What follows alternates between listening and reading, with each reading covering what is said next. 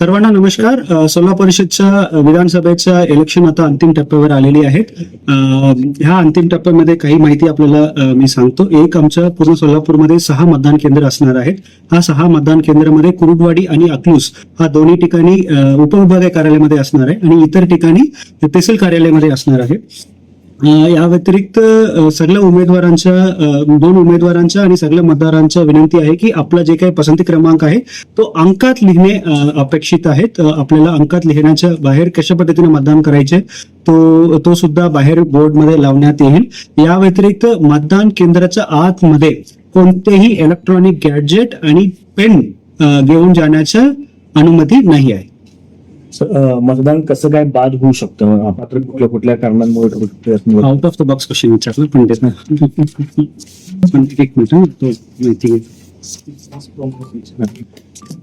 Sir, मतदान अपात्र कसं काय होऊ शकतं? लोकांनी काय चुका टाळल्या पाहिजे? 4-5 गोष्टी मतपत्रिकामध्ये दिसल्या तर हा मतपत्रिका आम्ही अपात्र करणार आहेत.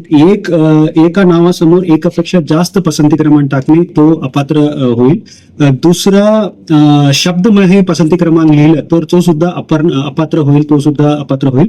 आणि तिसरा, आम्ही दिलेले जांभली पेन सोडून इतर पेन वापरून पसंती क्रमांक लिहिलं तर तो सुद्धा अपात्र होण्याच्या पात्र आहेत. आणि एकसारखे पसंती क्रमांक 2 उमेदवाराला दिलं तर तो सुद्धा अपात्र होण्याची शक्यता आहे. आणि पसंती क्रमांक 1 ना टाकणे तो सुद्धा अपात्र होण्याच्या शक्यता जास्त आहे.